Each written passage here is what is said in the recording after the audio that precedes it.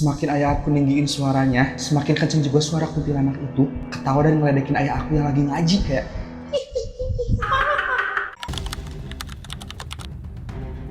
Halo geng gaib, kenalin aku Daniar, salam kenal ya. Ini video pertama aku di YouTube dan aku super excited banget buat bagiin keseruan cerita-cerita horor bareng kalian dalam segmen VCS, Voice Call Setan.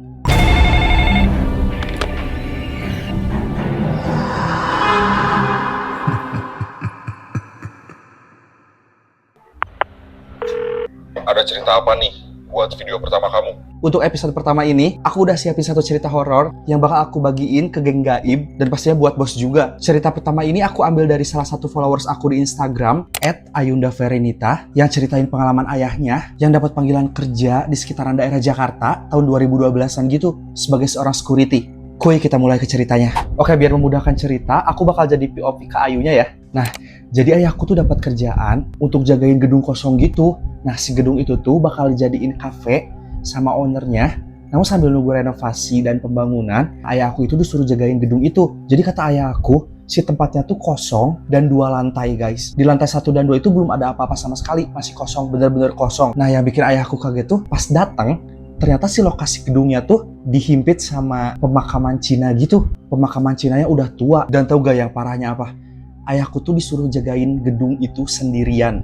Gak ada pekerja lain, bener-bener sendirian, cuma ayah aku doang. Nah, ayahku sampai sana tuh sore, kayak senja gitu, maghrib lah. Dan karena emang baru aja datang ke Jakarta, gak ada siapapun, jadi ayahku tuh disuruh nginep di situ aja. Ayahku pun mau nolak kayak gimana kan? Soalnya mau di mana lagi tidurnya? Nah, karena si gedungnya tuh masih kosong dan gak ada apa-apa, ayahku tidur di lantai 1 deket tangga. Jadi tangga menuju ke lantai 2, nah ayahku tidur di situ di bawah.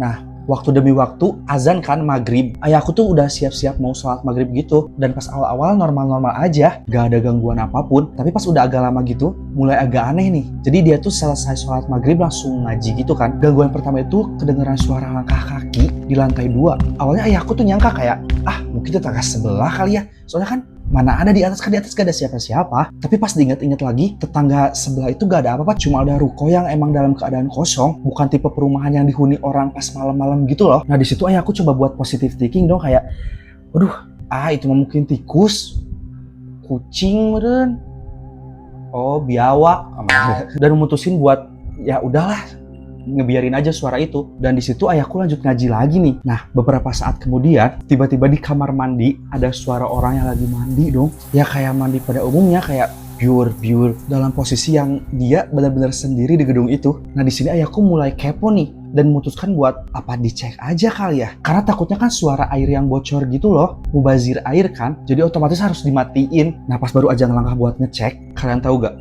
Ada bayangan hitam di atas deket tangga.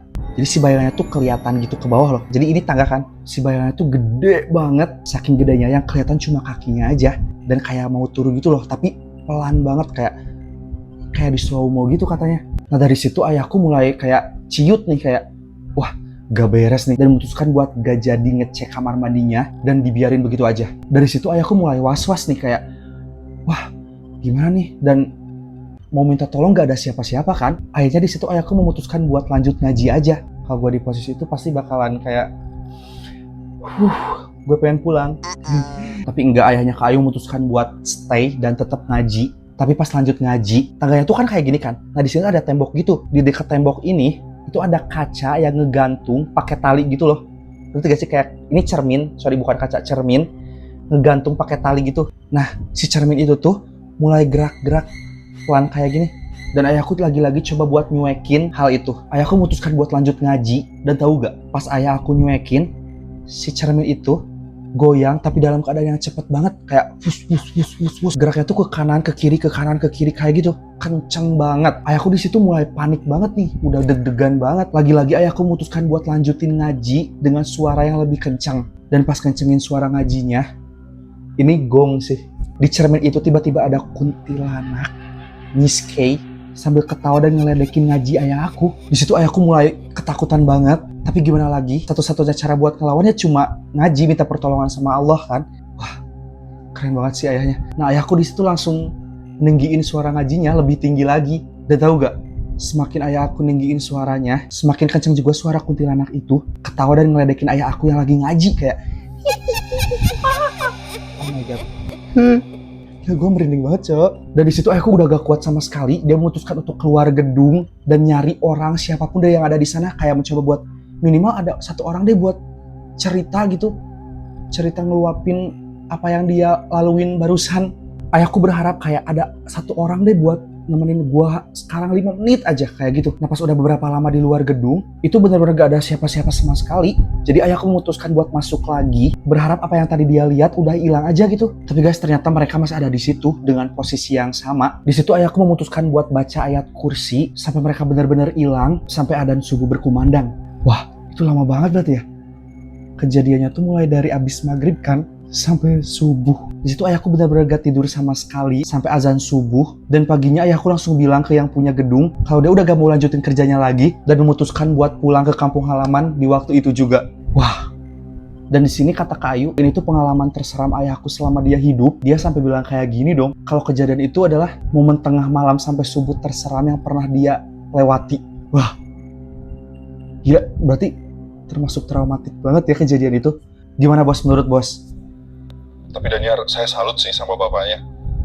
Dia tetap bertahan menyelesaikan tugasnya sampai pagi dengan baca-baca ayat Al-Quran. Dia berharap hantunya hilang dan benar-benar hilang kan. Setuju banget, ayahnya Kak Ayu niat nyari rezeki tapi malah digangguin sama hal-hal kayak gitu. Parah banget Dia sih. tetap percaya kalau Allah tuh yang benar-benar maha penolong. Tapi kalau saya yang kayak gitu, saya bakalan kabur juga sih, gak mau.